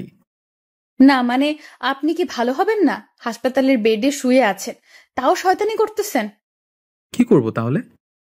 আগে আমার প্রশ্নের উত্তর দিন। কি? আপনি জানলেন কিভাবে? আর আমাকে খুঁজে বের করলেন কিভাবে? রুমের মধ্যে পরিটা সব শুনছে আর হাসছে। আমি বলতে পারি, তবে তুমি কি বিশ্বাস করবে? অবশ্যই করব, বলেন। আগে কথা দাও, কথাগুলো কাউকে বলবে না। আচ্ছা, বলবো না, বলেন। তুমি বিপদে আছো, কোথায় আছো, এই সব কিছু আমাকে বলেছে সেই দিন রাত্রে পরিটা। মানে এখনো ফাজলামি? বলেন প্লিজ সত্যিটা। এই তো বিশ্বাস করছেন না। Okay wait. আমি এই বলে পরিটাকে বললাম, পরি তুমি মিষ্টির সামনে এসো তো। কার সাথে কথা বলেন? চুপ করো, পরি আসো প্লিজ। পরিটা না করলেও আমার চাপে আসতে বাধ্য হলো। কি এখন বিশ্বাস হলো? তার মানে সেদিন রাত্রে সব কথা সত্যি ছিল? আপু সত্যি ছিল। কিন্তু আমি তো জানতাম পরি বলতে কিছু নেই। ভুল জানতে, এখন সঠিকটা দেখে জেনে নাও। সেটাই তো দেখছি। তারপর পরিটা হঠাৎ বলে উঠল, তোমরা থাকো, আমাকে যেতে হবে, আমার ডাক পড়েছে। আগামী 1 মাস পৃথিবীতে আসা বারণ আমাদের, তাই আসতে পারবো না। কেন আসতে পারবে না? কারণ আমাদের রাজ্যের রাজের মেয়ের বিবাহ, এই জন্য। আমি আসি, তোমরা দেখে শুনে থেকো, 1 মাস পর দেখা হবে। আচ্ছা, মিস করবো খুব। আমিও অনেক মিস করব। এই বলে পরিটা চলে গেল। কি সুন্দরী, চুপ কেন? আমি সত্যিই অবাক, বাস্তবে পরি আছে জেনে। যাই হোক, এখন সুন্দর করে লাভ ইউ বলে দাও। মানে এটা বলবো কেন? আজব, যদি আমাকে এখন ভালোবাসি না বলো, তাহলে তো পুরো বাংলা সিনেমার কাহিনীকে অবমাননা করা হবে। বিরক্ত হয়ে মলি রুম থেকে বের হয়ে গেল। আমার আর ভালোবাসি কথাটা শোনা হবে না, গল্পেও না, বাস্তবেও না। যাই হোক, আমার সুস্থ হতে 1 মাস লেগে গেল। মলি আমাকে অনেক সেবা যত্ন করে, কিন্তু ভালোবেসে করছে নাকি নার্সের কর্তব্য থেকে করছে জানি না। তবে এখন আমরা অনেক ক্লোজ হয়ে গিয়েছি। বন্ধুর মতো আচরণ করে মিষ্টি আমার সাথে, কিন্তু আমাকে ভালোবাসে কিনা এটি বলে না। যাই হোক, এভাবে একদিন আমি আর শামীম ঘুরতে বের হয়েছিলাম। তখন আমরা দেখতে পেলাম মিষ্টি একটি ছেলের হোন্ডার পিছনে বসে আছে। মিষ্টি ছেলেটির কাঁধে হাত রেখে কথা বলতে বলতে কোথায় যেন যাচ্ছে। বন্ধু, মিষ্টি মনে হলো। মিষ্টি তো। ছেলেটি কে? জানি না। চল তো দেখি। না থাক, বাদ দে। বাদ দেবো কেন? জানতে হবে না কে? যদি বয়ফ্রেন্ড হয় তাহলে তোকে এতদিনে ঘুরালো কেন? বাদ দে। তুই আয় তো। এই বলে শামীম একটি সিএনজি নিল আর সেই হোন্ডার পিছু নিলাম। প্রথমে তারা একটি পার্কে গেল, সেখানে অনেকক্ষণ গল্প করলো, বাদাম মুড়ি খেলো, তারপর তারা রেস্টুরেন্টে ঢুকলো। বন্ধু, কিছু বুঝতে পারলি? বন্ধু, আমরা অনেক সময় চোখে যা দেখি আর মনে যা ভাবি সেটা সত্য নাও হতে পারে। আমি বুঝলাম না, তুই এখনো শান্ত আছিস কিভাবে? আমার তো রাগে গা জ্বালা দিচ্ছে। শোন বন্ধু, এখানে রাগার মতো কিছু নেই। তুই ভেবে দেখ, মিষ্টি কিন্তু এখন আমাকে বলেনি সে আমাকে ভালোবাসে। আমাদের মধ্যে তেমন কিছুই হয়নি। এখন যদি আমরা জানতে পারি মিষ্টির বয়ফ্রেন্ড আছে, তাহলে আমরা মিষ্টির খারাপ মেয়ে বলতে পারবো না, কারণ সে আমাকে বলেনি যে সে আমাকে ভালোবাসে। তা ঠিক, কিন্তু তোকে যে ভালোবাসতে পারবে না বা ওর বয়ফ্রেন্ড আছে এগুলো তো কিছুই বলেনি। আচ্ছা বাদ দে তো। আমার বুকের ভেতর কেমন যেন করছিল, খুব কষ্ট হচ্ছিল মিষ্টিকে অন্য ছেলের সাথে দেখে। চল আমরা কথা বলি ওদের কাছে গিয়ে। পাগল হয়েছিস তুই? চল বাসায় চল। আমি এই বলে শামীমকে নিয়ে বাসায় চলে আসলাম। বাসায় আসার পর আমি ছাদে গিয়ে দাঁড়িয়েছিলাম মন খারাপ করে। পরীকে আজ অনেক মিস করছিলাম। যদি পরীটা থাকতো ওর কাছে মনের কথাগুলো শেয়ার করতে পারতাম। এসব যখন ভাবছি তখন নিচে দেখলাম সেই ছেলেটি হোন্ডায় করে মিষ্টিকে বাসার সামনে নামিয়ে দিল। মিষ্টির হাতে ফুলের তোড়া ছিল। আমি চুপটি করে চাপা কষ্ট বুকে চেপে রেখে আকাশের দিকে তাকিয়েছিলাম। কিন্তু এদিকে মিষ্টি তাদের রুমে যাওয়ার আগে আমাদের রুমে কলিং বেল বাজালো। দরজা এসে শামীম খুলল। শামীম মিষ্টির হাতে ফুলের তোড়া দেখলো। কি খবর শামীম, কেমন আছো? ভালো। কি ব্যাপার, মন খারাপ নাকি? না, তেমন কিছু না। তো তোমার বন্ধু কোথায়? আমাকে খুঁজতে দেখে ইচ্ছা করে মিথ্যা বলল। ও তো বাসায় নেই, ও একটু বাইরে গেছে। ওহো ওহো, আচ্ছা। হ্যাঁ, ভিতরে আসুন।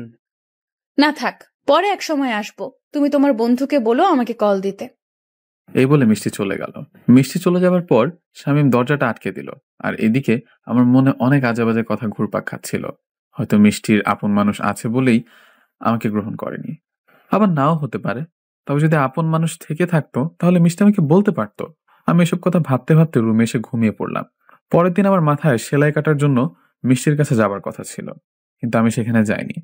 তাই মামার কাছে সকালে বললাম, মামা। মামা বলো। মামা, আমার এক বন্ধু ডাক্তার। গতকাল রাত্রে সেই বন্ধুর সাথে আমার বিষয় নিয়ে কথা হয়েছে। ও বলল আমার কাছে আয়, আমি সেলাই খুলে দিব। ভালো কথা, যাবি? আচ্ছা, মিষ্টি যদি ফোন করে বলে দিও। আচ্ছা, তবে একটি কথা। কি মামা? তোর মামি আর তোর বোন আসতেছে গ্রাম থেকে? হ্যাঁ, ওদেরকে নিয়ে এখন ঢাকায় সেটেল হয়ে যাব। এ তো খুব ভালো। হ্যাঁ, আমি আসি আজ। এই বলে মামা তার কাজে চলে গেল। মামা যাবার পর, ওই তোর কোনো বন্ধু ডাক্তার? কেউ না। তাহলে মামাকে মিথ্যে বললি কেন? আমি মিষ্টির সামনে যেতে চাচ্ছি না। ও, এই ব্যাপার। হ্যাঁ। তাহলে কার কাছ থেকে সেলাই খুলবি? কেন, ঢাকা কি ক্লিনিকের অভাব আছে নাকি? চল এখনই যাব। ওকে, চল। তারপর আমরা বের হলাম সেলাই খোলার জন্য। এদিকে মিষ্টি হাসপাতাল আমার জন্য ওয়েট করছিল। আমাকে না আসতে দেখে মিষ্টি আমাকে কল দিল। আমি কল এসে দেখে ফোনটা বন্ধ করে দিই। তারপর অনেকক্ষণ মিষ্টি আমাকে ফোন দিতে ট্রাই করলো, কিন্তু না পেয়ে মিষ্টি মামাকে কল দিল। হ্যালো মামা। মিষ্টি বলো। মামা, শুভ কোথায়? এখনো আসলো না তো সেলাই খোলার জন্য? ওহো, ওর এক বন্ধু ডাক্তার, তার কাছে গিয়েছে সেলাই খোলার জন্য। ও আচ্ছা। মিষ্টির মনটা খারাপ হয়ে গেল কথাটা শুনে। আচ্ছা, একটু বিজি আছি, পরে কথা বলবো। আচ্ছা মামা। এই বলে মামা কল কেটে দিল। আর এদিকে মিষ্টির মনটা খারাপ হয়ে গেল। দেখতে দেখতে এভাবে 3 দিন কেটে গেল। এই 3 দিন মিষ্টির সাথে দেখা কথা কিছুই হয়নি। মিষ্টি যাতে আমাকে কল না দিতে পারে এর জন্য আমি আমার ওই নাম্বারটা বন্ধ করে রেখেছি। মিষ্টি এই কয়দিন আমার সাথে কথা বলার জন্য অনেক চেষ্টা করেছে, কিন্তু আমি সুযোগ দিইনি। কিন্তু আজকে মিষ্টির বাবা মা আমাদের বাসায় এসে দাওয়াত দিয়ে গিয়েছে। আজ সন্ধ্যার পর তাদের বাসায় যেতে বলেছে সবাইকে। মিষ্টিকে বিপদ থেকে বাঁচিয়েছি এর জন্য, কিন্তু আমি মামার শামীমকে পাঠিয়েছি। আমি মামাকে বলেছি আমার পেট খারাপ, তাই যাব না। তারপর মামার শামীম গেল। শামীম যেতে চাচ্ছিল না, তাও গেল। কিন্তু আজও মিষ্টি আমাকে দেখতে না পেয়ে মামাকে জিজ্ঞেস করলো, মামা শুভ কোথায়? ওর শরীর খারাপ, তাই আসেনি। বাবা, আমি যাচ্ছি। এই বলে মিষ্টি আমাকে ডাকার জন্য আমাদের রুমের দিকে আসছিল। আমি জানতাম আমাকে না দেখে মিষ্টি আসতে পারে, তাই রুম আটকিয়ে ছাদে চলে এসেছি। কিন্তু মিষ্টি দরজা আটকানো দেখে মিষ্টি খুঁজতে খুঁজতে ছাদে চলে আসলো। ছাদে এসে আমাকে দেখে পিছন থেকে বলল, কি সমস্যা আপনার? কি হয়েছে? আমি পিছনে ফিরে তাকালাম। আপনি এখানে? আমি এখানে। আগে বলুন, আপনি আমার সাথে এমন করতেছেন কেন? কি করলাম আমি? কি করছেন জানেন না? না তো, কি করেছি? আপনি ভালো করেই জানেন আমি কি নিয়ে কথা বলতেছি। আজব, সত্যি আমি বুঝছি না কিছু। আপনি আমাকে গত কয়েকদিন যাবত ইগনোর করতেছেন। আরে ভুল বুঝছেন, আমি ইগনোর করবো কেন? এই একদম মিথ্যা বলবেন না। আমি কল দিলে নাম্বার বন্ধ করে রেখে দেন। আমাকে আপনাদের বাসায় যাওয়া দেখলে আপনি বাসা থেকে পালান। এমন কেন করতেছেন? না না, ভুল বুঝছেন আপনি। আমি একটু বিজি ছিলাম, তাই আপনার সাথে দেখা করতে পারিনি, কথা বলতে পারিনি। তাই? সত্যি বলছি। তো কি নিয়ে এত বিজি ছিলেন আপনি? এই একটু কাজ নিয়ে বিজি ছিলাম। তো আপনি এখানে কেন? আমি এখানে কেন? ওহো, বুঝেছি, দাওয়াত দিয়েছেন যাইনি বলে। আসলে আমার শরীরটা ভালো নেই, তাই আর কি যাইনি। আপনি যে মিথ্যাও বলেন জানতাম না। সত্যি আমার শরীর খারাপ, মিথ্যা বলছি না। চুপ করুন, আপনার শরীর খারাপ কিনা দেখতেই পারতেছি। আসলে কোনো কথা শুনবো না আপনার আর। এখনই আপনি আমার সাথে আমাদের বাসায় যাবেন, আসুন। মিষ্টির রাগ দেখে আমি চুপচাপ বললাম, আচ্ছা চলুন। তারপর সোজা মিষ্টিদের বাসায় গেলাম। মিষ্টিদের বাসায় যাওয়ার পর তারপর আমি খাবার টেবিলে বসলাম, আর মিষ্টি আমার কাঁধের কাছে এসে দাঁড়ালো আর ইচ্ছা মতো খাবার প্লেটে দিতে লাগলো। আরে আরে, করছেন কি? আমি এত খেতে পারবো না। তা বললে তো হবে না। আপনার শরীর ভালো করে দিব খাবার খাইয়ে। মানে কি?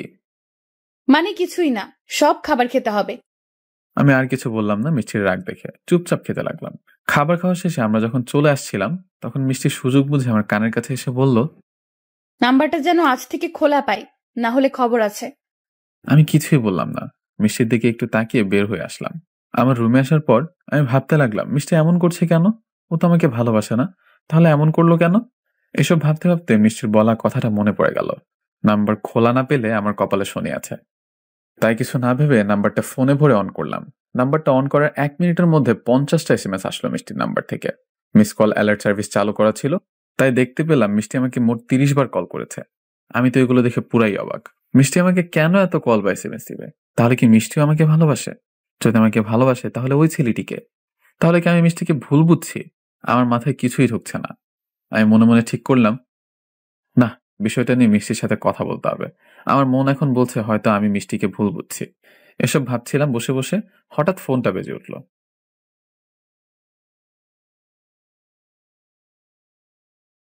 দেখলাম মিষ্টির নাম্বার থেকে কল এসেছে। আমি কলটা রিসিভ করলাম। হ্যালো, কেমন আছেন? হ্যাঁ ভালো, আপনি? ভালো। তো SMS গুলো দেখছেন? দেখলাম। ভালো, কিছু বলবেন না? ভাবলাম ওই ছেলেটাকে নিয়ে এখনই বলি, কিন্তু সামনাসামনি বলাটা ভালো হবে, তাই ভেবে বললাম না। কি বলবো? কিছুই বলার নেই? না। ওহো, তাহলে এটি বলুন, আমাকে আপনি করে বলতেছেন কেন? আগে তো বলতেন না। এমনি বলেছি, আমি এড়িয়ে চলছি সব কথা। ও আচ্ছা, তাহলে ঘুমান, আমি রাখি। তারপর যখন মিষ্টি কলটা কাটতে যাবে, তখন আমি বলে উঠলাম, শুনুন। বলুন। কালকে বিকেলে দেখা করতে পারবেন? বাইরে কিছু কথা বলার ছিল। মিষ্টি অনেক আগ্রহ নিয়ে বলল, অবশ্যই। কোথায় কখন দেখা করবেন বলেন? তারপর আমি সময় ও জায়গা বলে কলটা কেটে দিলাম। কাল বিকেলে মিষ্টির সাথে দেখা করব, কিন্তু সকালে আমি ঘুম থেকে উঠে ছাদে চলে গেলাম হাঁটাহাঁটি করতে। শীতের সকাল 8টা বাজে। হাঁটাহাঁটি করতে করতে আমার নিচের দিকে চোখ গেল। নিচে দেখি সেদিনকার সেই ছেলেটি বাড়ির সামনে হোন্ডা নিয়ে দাঁড়িয়ে আছে। আমি ভাবতে লাগলাম, ছেলেটা এখানে কেন? ঠিক তখনই দেখলাম মিষ্টি বাসা থেকে সেজে গুজে বের হলো, আর ছেলেটার হোন্ডায় বসে কোথায় যেন গেল। এটি দেখার পর আমার মনটা সঙ্গে সঙ্গে খারাপ হয়ে গেল। মিষ্টির সাথে দেখা করার ইচ্ছাটাও মরে গেল। তাই মন খারাপ করে সারাদিন রুমে শুয়েছিলাম। কিন্তু দুপুরে বাসায় মামি আর মামাতো বোন আসলো। মামাতো বোনের নাম সুমি, আর আমি সবসময় আমার সাথে দুষ্টামি করে। আমাকে কিভাবে প্যারায় ফেলবে সেই চিন্তায় থাকে। তাই বাসায় এসেই আমাকে খুঁজতে খুঁজতে আমার রুমে চলে আসলো। ভাইয়া ভাইয়া, আমি চলে আসছি। সুমি ক্লাস 10-এ পড়ে, অনেক ফাজিল। আমার কপাল পুড়েছে।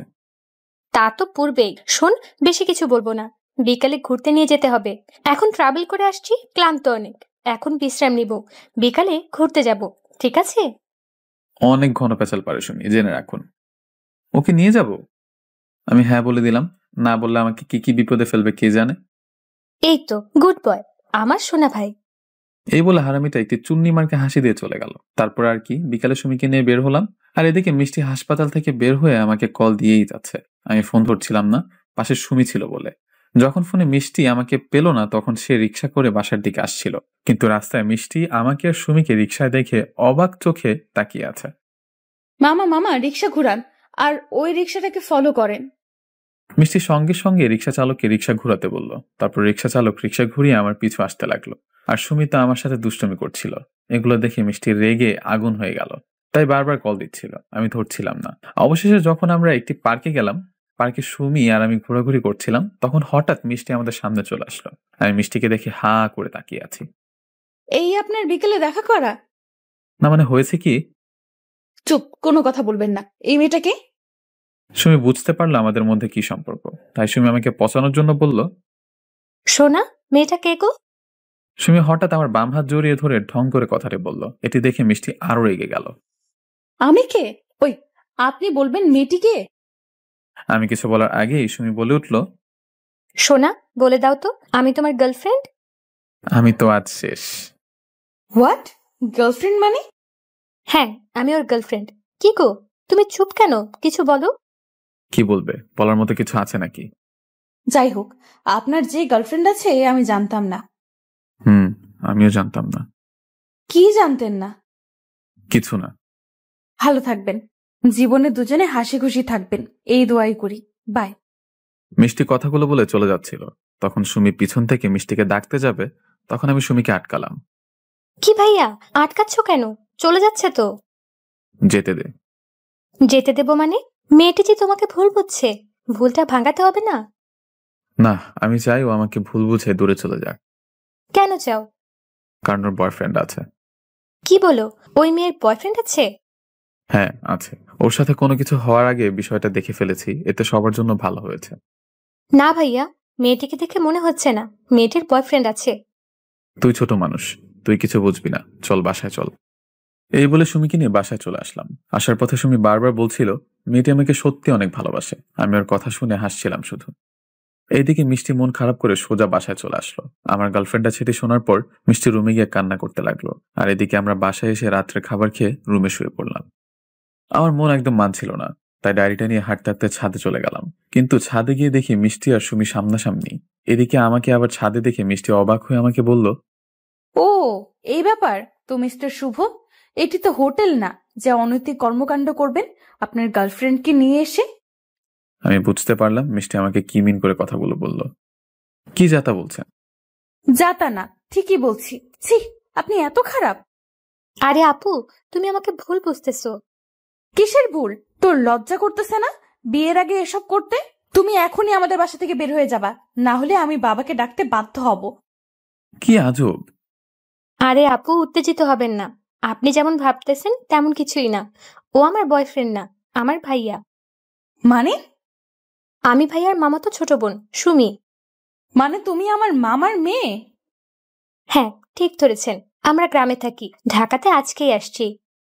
তাহলে তখন কেন বললে ওর গার্লফ্রেন্ড? আপু, তখন তো আমি আপনার সাথে মজা করছি। আমি বুঝতে পারছিলাম আপনাদের দুজনের মধ্যে কিছু চলছে। মজা করার শেষে তো কিছুই বললে না। আরে আমি তো আপনাকে ডেকে সব বলতে চেয়েছিলাম, কিন্তু ভাইয়াই তো নিষেধ করেছিল, বলল বলিস না কিছু। ও আচ্ছা, ভাইয়া বারণ করেছে? আমার কপালে এখন শনি আছে, আমি ওখানে দাঁড়িয়ে ওদের সব কথাবার্তা শুনছিলাম। হ্যাঁ আপু, ভাইয়া নিষেধ করেছে। আচ্ছা সুমি, তোমার ভাইয়ার সাথে কিছু কথা আছে, তুমি কি আমাদের একটু সময় দিবে? অবশ্যই ভাইয়া, তুমি এবার সামলাও। সুমি বলে চলে যায়। মিষ্টি সোজা আমার কলার চেপে ধরলো। আমাকে কষ্ট দিতে অনেক ভালো লাগে না? কি করছেন? কলার ছাড়ুন প্লিজ। তোমাকে এত সহজে ছাড়তেছি না। আগে বল, তুই আমাকে কষ্ট দিলি কেন?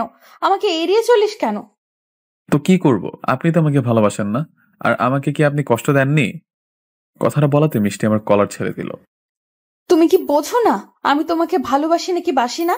নাকি বোঝো না বোঝার ভান করে থাকো? বুঝে নিতাম যদি বুঝার ইচ্ছাটা মরে না যেত। বোঝার ইচ্ছাটা মরে গেল কেন? কেন তুমি জানো না? বুঝতে পারছো না কি করেছো তুমি? আমি সত্যিই জানি না আমি কি করেছি। বলো আমি কি করেছি। বলতে খারাপ লাগলেও বলছি, আমি সেদিন তোমাকে ওই ছেলেটার সাথে রেস্টুরেন্টে পার্কে হোন্ডায় ঘুরতে দেখেছি, আর ঘোরা শেষে ফুল হাতে করে যে বাসায় আসলে সেটিও দেখেছি। ওয়েট, তুমি হৃদয়ের কথা বলতেছো নাকি? জানি না ছেলেটার নাম কি, তবে সব আমি নিজের চোখে দেখেছি, আর আজও দেখলাম। সকালে সেই ছেলেটির সাথেই বাড়ির সামনে থেকে হোন্ডায় করে কোথায় যেন গেলে। আরে ধুর, ও তো আমার খালাতো ভাই হৃদয়। সেদিন ওর সাথে সব জায়গায় গিয়েছিলাম, কারণ ও আমাকে ট্রিট দিবার কারণ হলো ওকে একটি মেয়ের সাথে রিলেশন করিয়ে দিতে হবে। আর দিন শেষে আমি ফুলগুলো কিনে এনেছিলাম তোমাকে দেব বলে, হৃদয় আমাকে দেয়নি। আর যদি আজকের কথা বলো, আজ ওই মেয়েটির সাথে হৃদয়ের সম্পর্কটা ফাইনাল করে দিলাম। আমি মিষ্টির কথা শুনে হা করে তাকিয়েছি মিষ্টির দিকে। কি হলো, ভুল ভাঙছে নাকি এখনো সন্দেহ আছে? সত্যি তোমার ভাইয়া? আরে বাবা হ্যাঁ। ছি, আমি তোমাকে কত ভুল বুঝলাম। হইছে, এখন আর ছি করতে হবে না। নাও এখন আমাকে প্রপোজ করো। কি প্রপোজ করতে বসছি, হা করতেছো কেন? এখনই করব? হ্যাঁ এখনই করবা। হ্যাঁ করছি। হ্যাঁ করো। তারপর আমি মিষ্টির সামনে হাঁটু গেড়ে বসে বললাম, হবে কি তুমি আমার সকালবেলার সূর্যের রশ্মি? হবে কি তুমি আমার শীতের রাতের কাঁথা? হবে কি তুমি আমার 11 সন্তানের মা? আই লাভ ইউ, তোমাকে ভালোবাসি আমি। কুত্তা, এটা কোন ধরনের প্রপোজ? পছন্দ হলে 1 চাপুন, না হলে 2 চাপুন। 1 চাপলাম, ভালোবাসি তাই। এই বলে মিষ্টি আমাকে জড়িয়ে ধরলো, আর এইভাবে সম্পর্ক হলো আমাদের। তারপর আমরা অনেকক্ষণ ছাদে গল্প করার পর যার যার রুমে গেলাম। ঘুমটা ভালোই হলো আজ, কিন্তু সকালে আমি আমার বুকে কোনো কিছুর চাপ অনুভব করছিলাম। আমি চোখটা খুলে দেখি আমার বুকটা ফুলে আছে কম্বলের ভিতর। আমি কম্বলটা উঁচু করে দেখি, ও মাগো! আমি কম্বলের নিচে মেয়ের মাথা থেকে লাফ দিয়ে উঠলাম। এখন চুপ, আমি মিষ্টি। তুমি এখানে কিভাবে? তোমার প্রপোজালের কথা মতো তোমার শীতের কাঁথা হতে আসলাম। এ বলে মিষ্টি আমাকে শক্ত করে জড়িয়ে ধরল। ও মা, তাই? তাহলে চলো প্রপোজ অনুসরণ করে 11 বাচ্চার মা হওয়ার মিশন শুরু করি। যা ফাজিল। কেন, চলো মিশন শুরু করি। না, এই মিশন শুরু হবে বিবাহের পর, বুঝছো? ওকে, তাই হবে। শোনা, এখন বলো তো, কেন তুমি সকাল সকাল লুকিয়ে আমার রুমে আসলে? যদি কেউ দেখে ফেলে তো কি হবে বুঝতে পারছো? কিছুই হবে না, কেউ দেখে ফেলুক, আমি চাচ্ছি, কারণ দেখলে আমাদের দুজনকে বিয়ে দিয়ে দিবে। এই মেয়েরা তো বুদ্ধি কেন! পাগলি একটা। এই শোনো। হ্যাঁ বলো। তুমি সুন্দর করে প্রপোজ করতে পারো, কিন্তু আমার সময়। ও এই ব্যাপার। তো আমার প্রিয়, তোমার কি প্রপোজ পছন্দ হয়নি? জানি না আমি। আচ্ছা, আমি এখন আবার প্রপোজ করছি, তুমি চোখ বন্ধ করে আমার বুকে শুয়ে থাকো। আচ্ছা। এই বলে মিষ্টি চোখ বন্ধ করে চুপটি করে আমার বুকে মাথা রেখে শুয়ে থাকলো, আর তখন আমি আবার প্রপোজ করলাম। ভালোবাসা কাকে বলে সেটির সঠিক সংজ্ঞা আমার জানা নেই, শুধু এটা জানি তোমাকে একটি পলক দেখার জন্য আমার বুকের ভেতরটা হাহাকার করে। তোমাকে দেখলেই, তোমার সাথে কথা বললেই মুহূর্তের মাঝেই কেন জানে আমার হার্টবিটটা বেড়ে যায়। সারাটি ক্ষণ মাথায় শুধু তোমার ভাবনায় ঘুরপাক খায়। আর সবচেয়ে বড় ব্যাপার এটা যে তোমার কথা ভাবতে খুব ভালো লাগে। তোমার কথা ভাবলেই মনের মাঝে অসম্ভব রকম এক ভালো লাগা কাজ করে। আমি জানি না এগুলো কেন হয়, আর এগুলোকেই ভালোবাসা বলে কিনা। যদি এগুলোকেই ভালোবাসা বলা হয়ে থাকে, তাহলে বলতে চাই, হ্যাঁ আমি তোমাকে ভালোবাসি, আমার নিজের থেকেও বেশি ভালোবাসি। আমি জানি না এই কথাটি তোমার হৃদয় স্পর্শ করবে কিনা, কিন্তু এটা জেনে রাখো, এই কথাটি আমার হৃদয় স্পর্শ করেই বের হয়েছে। আমি তোমাকে ভালোবাসি মিষ্টি। আমিও তোমাকে নিজের থেকে বেশি ভালোবাসি। কি প্রপোজ মনের মতো হয়েছে? কিছুটা। তোমার মনের মতো জীবনেও হবে না। আচ্ছা শোনো, একটু পর বাসা থেকে বের হবে, সারা দিন আজ ঘুরবো আর বাইরের খাবার খাবো। কেন? তোমার হাসপাতাল? আমার পাগলের সাথে সময় কাটাবো বলে ছুটি নিয়েছি। তাই? আচ্ছা, আমি রেডি হয়ে বের হচ্ছি। আমি এখন আসি। এই বলে মিষ্টি বুক থেকে উঠে চলে যাচ্ছিল, তখন আমি ওর হাত ধরে টান দিয়ে আবার বুকে আনলাম। আরে কই যাও? পাপ্পি না দিলে তোমার ঠোঁট মাইন্ড করবে। এই না, একদম আমার ঠোঁট মাইন্ড করবে না। চুপ করো, আমাকে আমার কাজ করতে দাও। এই বলে আমি মিষ্টিকে থামিয়ে আমাদের 4টি পাপড়ি এক করে দিলাম। কিছুক্ষণ পর মিষ্টি নিজেকে আমার হাত থেকে ছাড়িয়ে, থাক ফাজিল। আমি হাসতে হাসতে শুয়ে পড়লাম আর মনে মনে বললাম, দিনটা আজ অনেক সুন্দর যাবে। কিন্তু এদিকে মিষ্টি চলে যাওয়ার সঙ্গে সঙ্গে খাটের নিচ থেকে একটা শব্দ আসলো। কি চুমাচুমি রে? কে? আমি লাফ দিয়ে খাট থেকে নামলাম। শালা বিয়ের আগে এইসব কি শুরু করেছিস? আমার কথা একটু তো ভাব।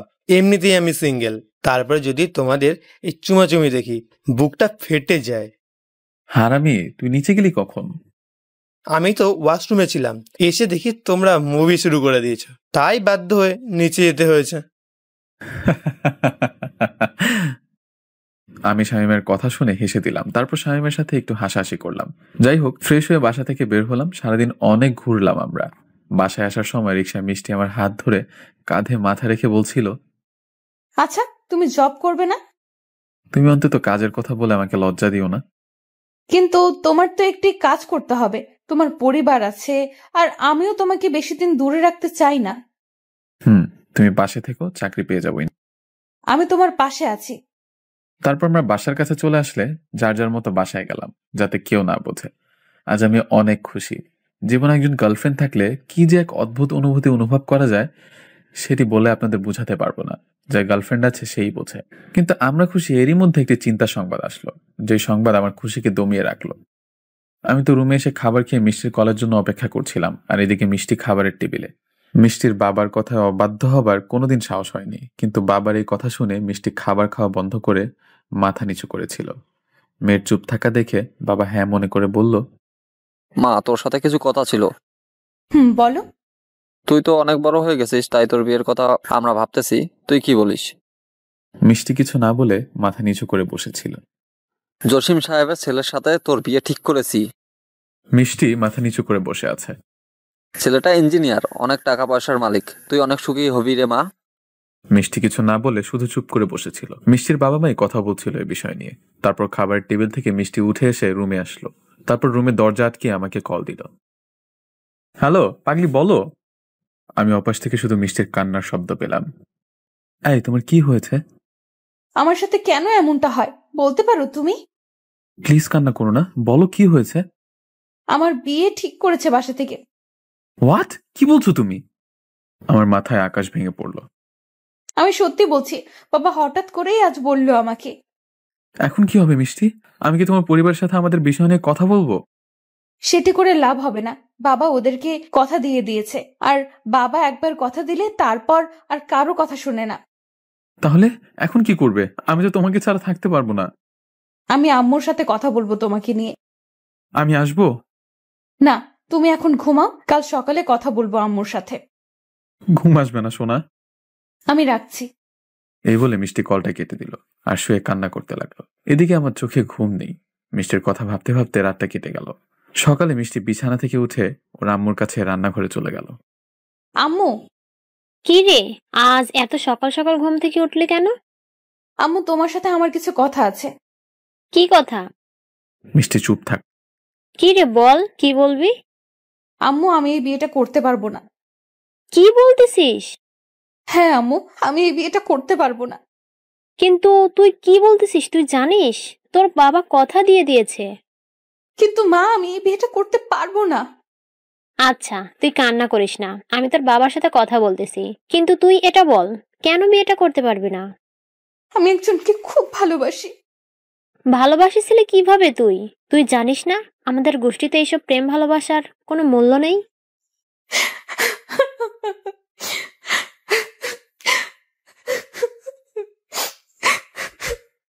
মিষ্টি কিছু না বলে কান্না করতে লাগলো। আমি তোর বাবাকে বলতেছি, দেখি উনি কি বলে। মিষ্টির মা এই বলে মিষ্টির বাবার কাছে গেল। সবকিছু তাকে বলল। মিষ্টির বাবা সবটা শোনার পর, মিষ্টি, ওই মিষ্টি, রাগী কণ্ঠে চিৎকার দিয়ে মিষ্টিকে ডাকলো। মিষ্টি বাবার রাগী কণ্ঠ শুনে ভয়ে ভয়ে বাবার রুমের দিকে যেতে লাগলো। রুমে যাবার পর, তোর মা যা বললো সব ঠিক সত্য? মিষ্টি কান্না জড়িত কণ্ঠে শুধু তার মাথা নাড়ল। তোর সাহস হলো কিভাবে ওই পাপ কাজ করার? মিষ্টি আবারও কান্না জড়িত কণ্ঠে শুধু তার মাথাই নাড়ল। ছেলেটা কে? মিষ্টি মাথা নিচু করে থাকা অবস্থায় বলল, শুভ। হোয়াট? শুভ? হ্যাঁ আব্বু। কি দেখে ভালোবাসলি বেকার ছেলে? আর ছেলেটাকে ভালো ভেবেছিলাম, কিন্তু তলে তলে এত দূর। ওদের তো আমি এই বাড়ি থেকে বের করে দেব, তোর সাথে বিয়ে দেওয়া তো দূরের কথা। মিষ্টি তখন বুঝতে পারলো বাবা রেগে গিয়ে আমাদেরকে বাসা থেকে বের করে দিবে, তাই কথা ঘুরিয়ে ফেললো। বাবা, আমি শুভকে ভালোবাসি। ও আমাকে ভালোবাসি কিনা জানি না, আমি ওকে কিছুই বলিনি। মিষ্টির কথা শুনে মিষ্টির বাবার রাগ কিছুটা কমলো। ও আচ্ছা, তাহলে শুনে রাখো, ছেলেটাকে ভালোবাসো এটা বলো নাই, আর বলার দরকার নেই আমি যার সাথে বিয়ে ঠিক করেছি তাকে বিয়ে করবা, এটাই আমার শেষ কথা। মিষ্টি জানে তার বাবা মানবে না আমাকে, তাই সে কান্না করতে করতে সেখান থেকে বের হয়ে গেল। মিষ্টি তার রুমে গিয়ে দরজা বন্ধ করে কান্না করতে করতে আমাকে কল দিল। মিষ্টির কান্নার শব্দ পেলাম। শোনা, কান্না করছো কেন? কি হয়েছে? বাবা রাজি হয়নি, তুমি বেকার বলে বাবা রাজি হলো না। আমি এখন কি করব বলো? চলো আমরা পালিয়ে বিয়ে করি। না, আমি পরিবারের মতের বিরুদ্ধে যেতে পারবো না। আমাদের ভালোবাসা সার্থক হলো না। মিষ্টি, মিষ্টি, কি বলছো এগুলো? আমি বাঁচবো না তোমাকে ছাড়া। প্লিজ আমাকে একা করে দিও না। পাগলামি করো না, আমাকে খারাপ ভেবে ভুলে যেও শোনা। দেখবে আমার থেকে ভালো মেয়ে তোমার জীবনে আসবে। আমার তোমাকেই লাগবে, প্লিজ আমার সাথে থাকো, খুব যত্ন করে রাখবো তোমায়। আমার শেষ একটা রিকোয়েস্ট, তুমি আমাদের ভালোবাসার কথা নিয়ে প্লিজ বাবার কাছে এসো না। প্লিজ যেও না আমাকে একা রেখে। আমি তোমাকে অনেক ভালোবাসি, বাঁচবো না আমি তোমাকে ছাড়া। আমি রাখছি, আমাকে ক্ষমা করে দিও। ভালো থেকো। পৃথিবীতে এরকম হাজারো ভালোবাসা হেরে যায়, চাকরি, বাস্তবতা, পরিবারের দোহাইয়ের কাছে। আমি আবার কল দিলাম। এইবার ওপাশ থেকে বলে উঠল, আপনার কাঙ্ক্ষিত নাম্বারে সংযোগ দেওয়া সম্ভব হচ্ছে না। আমি বারবার কল দিচ্ছিলাম, কিন্তু বারবার একই কথা আসছিল। আমি ফেসবুক, ইমো, মেসেঞ্জারে ট্রাই করতে গেলাম, কিন্তু এক এক করে সেখানেও আমাকে ব্লক করে দিল মিষ্টি। আমি একদম ভেঙে পড়ে ফ্লোরে বসে পড়লাম আর অঝরে কান্না করতে লাগলাম। কেন করলে এমনটা মিষ্টি? তুমি তো ভালো করেই জানতে আমি তোমাকে ছাড়া বাঁচবো না। কেন এইভাবে আজ আমাকে একা রেখে চলে গেলে? আমি তোমাকে ছাড়া থাকতে পারবো না। আমি তোমার বাবার কাছে যাব, ওনার পা ধরে তোমাকে ভিক্ষা চাইব। আমি মনে মনে এসব ভাবতে ভাবতে কখন ঘুমিয়ে পড়েছি জানি না। সকালে ঘুম থেকে উঠে কান্না করতে করতে রুম থেকে বের হয়ে গেলাম। কান্না করতে করতে মিষ্টিদের বাসার সামনে গিয়ে বেল বাজালাম। দরজাটা খুলে দিল একটা ইয়াং ছেলে এসে। ছেলেটাকে দেখে আমি যেমন অবাক হলাম, ঠিক ততটাই অবাক হলো ছেলেটি। আমি রুমে প্রবেশ করে দেখি মিষ্টি মাথায় কাপড় দিয়ে সোফা একটি ছেলের পাশে বসে আছে। এটি দেখে অবাক চোখে আমি তাকিয়ে রইলাম। রুমের মধ্যে আরো অনেকেই ছিল, জানি না কারা এরা। আমার এত কিছু বোঝার সময় ছিল না। আমি সঙ্গে সঙ্গে মিষ্টির বাবার কাছে গিয়ে ওনার পা জড়িয়ে ধরলাম আর বলতে লাগলাম, প্লিজ আঙ্কেল, আমাদের ভালোবাসাকে ভেঙে দিবেন না। আমি মিষ্টিকে অনেক ভালোবাসি, দয়া করে মিষ্টিকে আমার হাতে তুলে দিন। আমার কথা শুনে রুমের মধ্যে থাকা সকলে উঠে দাঁড়ালো। আসলে রুমের মধ্যে অন্যরা ছিল, ছেলে পক্ষের লোকজন। ছেলেটাও ছিল যে মিষ্টির সাথে বসেছিল। আপনারা কি ভাবছেন নাটকের মতো ছেলে পক্ষ এগুলো শুনে বিয়েটা ভেঙে দিবে আর মিষ্টিকে আমার সাথে বিয়ে দিবে? এমন কিছুই না। কারণ মিষ্টির বিয়ে যার সাথে ঠিক হয়েছে ছেলেটি ছাত্রলীগের বড় নেতা। দেখুন কি হয়। আরে ভুল বুঝবেন না, ছেলেটাকে আমরা কেউ চিনি না। আঙ্কেল এগুলো কি বলছেন? আমি আর মিষ্টি দুজনকে অনেক ভালোবাসি। এই কে তুমি? পা ছাড়ো আমার। আপনারা বিশ্বাস করুন, আমি আর মিষ্টি দুজনকে অনেক ভালোবাসি। আচ্ছা, আমার মেয়ের মুখ থেকেই শুনুন। বল তুই কে এই ছেলে? চিনিস ছেলেটি যা বলতেছে সব কি সত্যি? মিষ্টি তখন অশ্রু ভেজা চোখে একবার আমার দিকে একবার পরিবারের দিকে তাকাচ্ছিল। মিষ্টি বলে দাও, আমি তোমার ভালোবাসার মানুষ। আমি মনে দৃঢ় বিশ্বাস নিয়ে দাঁড়িয়েছিলাম, কারণ আমি জানতাম মিষ্টি কি বলবে। কি রে বল? বল দ্রুত, তুই ছেলেটাকে চিনিস নাকি? তখন মিষ্টি বলে দিল, না, আমি চিনি না একে। মিষ্টির কথা শুনে অবাক চোখে আমি মিষ্টির দিকে তাকালাম। মিষ্টির কথা শুনে আমার মাথায় আকাশ ভেঙে পড়লো। আমার বুকের ভেতরটা কাঁপতে লাগলো। আমি নিজের কানকে বিশ্বাস করতে পারছিলাম না। আমার চোখ দিয়ে না চাইতে পানি ঝরতে লাগলো। শুনলেন তো আপনারা, আমরা আসলে ছেলেটাকে চিনি না।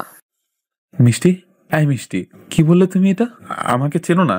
এই দেখো আমাকে, আমি শুভ, তোমার শুভ, যাকে তুমি পাগলের মতো ভালোবাসতে, যার হাতে হাত রেখে তুমি বলেছিলে কখনো তোমাকে ছেড়ে যাব না।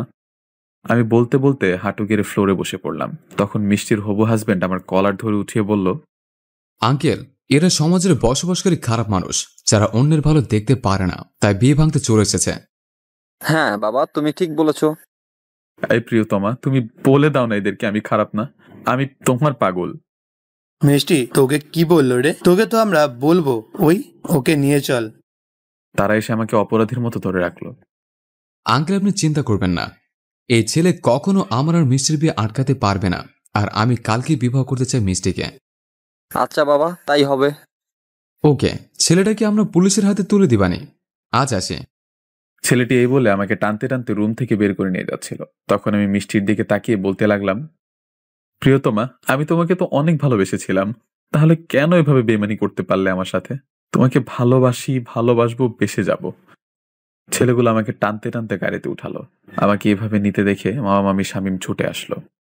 এইভাবে ওকে কোথায় নিয়ে যাচ্ছেন? পুলিশের কাছে, সেখান থেকে নিয়ে আসেন। ওই চল। তারপর তারা আমাকে গাড়ি করে নিয়ে চলে আসলো, কিন্তু কিছু দূর আসার পর তারা আমার চোখে কালো কাপড় বেঁধে দিল। আমাকে কোথায় যেন নিয়ে আসলো, খুবই নিশ্চুপ জায়গা। তবে আমি বুঝতে পারলাম এটি পুলিশ স্টেশন না। তারা আমাকে গাড়ি থেকে নামিয়ে কোথায় যেন নিয়ে একটি চেয়ারে বেঁধে রাখলো আর বলল, তোর জীবনে এটাই শেষ দিন, থাক এখানে এভাবে, রাতে দেখা হবে।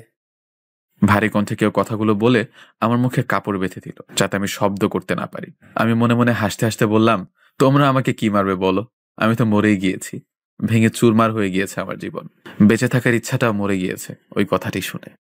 আমি চিনি না, আমি চিনি না। আমি বসে বসে কান্নার সাগরে ভেসে গেলাম। কান্না করতে করতে আমার পুরো শরীরটা ভেসে গিয়েছে।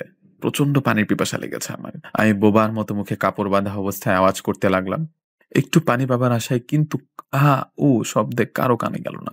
আমি সেখানে পানি থেকে ওঠা টাঙায় থাকা মাছের মতো ছটফট করতে লাগলাম। আর এইদিকে মামা মামি শামীম অ্যাডভোকেটের সাথে পুলিশের কাছে গেল আমাকে আনার জন্য, কিন্তু সেখানে আমাকে পেল না। দুঃখিত, এই নামের আর এই চেহারার কোনো ছেলে আমাদের এখানে আসে না। কি বলছেন? তাহলে ছেলেগুলো আমার ভাগ্নেকে কোথায় নিয়ে গেল? ছেলেগুলো কারা? চিনি না। তাহলে কেমনে কি? কিন্তু এই ছেলে আমাদের এখানে আসে নাই। তাহলে হয়তো অপহরণকারী অপহরণ করেছে। আপনি প্লিজ কোনো পদক্ষেপ নিন।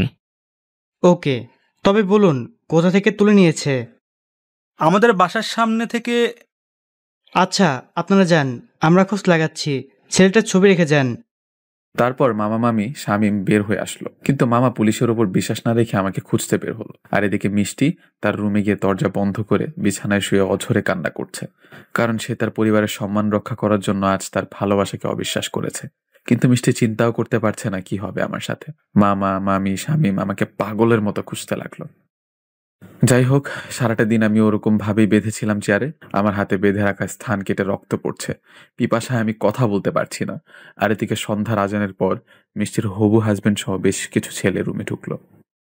ওই কেউ ওর বাঁধন খুলে দেয়। মিষ্টির হবু হাজবেন্ডের নাম মিলন। মিলনের কথা মতো একটি ছেলে এসে আমার মুখের বাঁধন খুলে দিল। আমি সঙ্গে সঙ্গে বলে উঠলাম, পানি পানি, কেউ আমাকে পানি দেন প্লিজ। এর দিকে পানি পিপাসা লাগছে? ভাই। কিন্তু বাছা, তোমার তো পানি মিলবে না, তোমাকে ধীরে ধীরে মেরে ফেলবো সোনা। দয়া করে একটু পানি দিন আমাকে। আমার কথা কানে না নিয়ে মিলন একটি ধারালো ছুরি নিয়ে আমার দিকে এগিয়ে আসলো। তোর কত বড় সাহস আমার হবু বউয়ের দিকে চোখ দিস? আমাকে মারবেন না প্লিজ। আমি এই কথা বলার সঙ্গে সঙ্গে ছুরিটা আমার পেটের মধ্যে সম্পূর্ণটা ঢুকিয়ে দিল।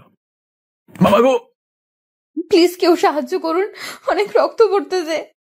মিষ্টির হবু হাজবেন্ড ছুরি নিয়ে আমার পেটের মধ্যে ঢুকিয়ে দিল। মাগো বলে আমি এক চিৎকার দিয়ে উঠলাম। শালা, আমার হবু বউয়ের সাথে প্রেম করবি? এবার ওপারে যে আফসোস করিস। আমি চোখে ঝাপসা দেখতে লাগলাম। চারপাশের সবকিছু আমার সামনে খোলা হতে লাগলো। আমি আর চিৎকার করতে পারছিলাম না।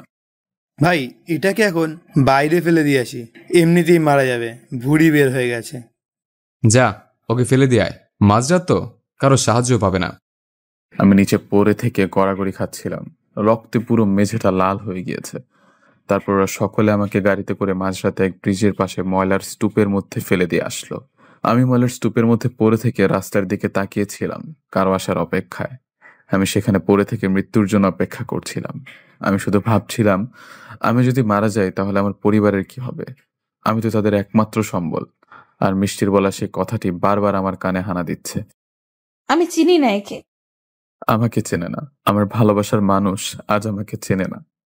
এদিকে মামা মামি শামীমের চোখে ঘুম নেই। মামা মামি শুধু ভাবছে যদি আমার কিছু হয়ে যায় তাহলে তারা কি বলবে আমার বাবা মাকে। তারা শুধু আমার চিন্তা করছে। আজ বুধবার, আগামী শুক্রবার মিষ্টির বিবাহ ওই মিলনের সাথে। মিষ্টি মন খারাপ করে বিছানায় কান্না করছিল। মিষ্টি ভাবছে একদিন না একদিন আমি ওকে ভুলে যাব। কিন্তু মিষ্টি, আমি তো তোমাকে ভুলে যাবার জন্য ভালোবাসিনি। মিষ্টি হয়তো বুঝছে না আমার সাথে কি করেছে মিলন।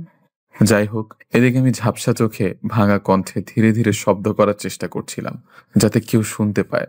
রাত 1টা, কেউ নেই আশেপাশে। রাস্তা দিয়ে 2টা গাড়ি গিয়েছে, তারা আমাকে দেখতে পায়নি। তাই যদি আমাকে বাঁচতে হয় রাস্তার উপর যেভাবেই হোক যেতে হবে। আমার বাঁচতে ইচ্ছা করছে না, কিন্তু আমাকে বাঁচতে হবে। আমার বাবা মার জন্য, কারণ তারা আমাকে এভাবে এতটা বড় করেছে, তাদেরকে যাতে একটু সুখের মুখ দেখাতে পারি। আমাকে তো সহজে মরা যাবে না, তাই আমি শুয়ে থাকা অবস্থায় হেঁচড়ে হেঁচড়ে রাস্তার পাশে গেলাম। আমি কোনো মতে রাস্তার ধারে যাবার পর আমার চোখ দুটো বন্ধ হয়ে যায়। এর কিছুক্ষণ পর রাস্তা দিয়ে একটি প্রাইভেট কার আসছিল। প্রাইভেট কারের লোক আমাকে রাস্তার পাশে রক্তাক্ত অবস্থায় পড়ে থাকতে দেখে গাড়িটি থামিয়ে দ্রুত গাড়ি থেকে একটি মেয়ে আর একটি ছেলে নামলো। তারা আমাকে এই অবস্থায় দেখে দ্রুত তাদের গাড়িতে উঠিয়ে নিল। তারা আমাকে নিকটতম হাসপাতালে নিয়ে আসলো, তারপর আমাকে ইমার্জেন্সিতে নিয়ে গেল।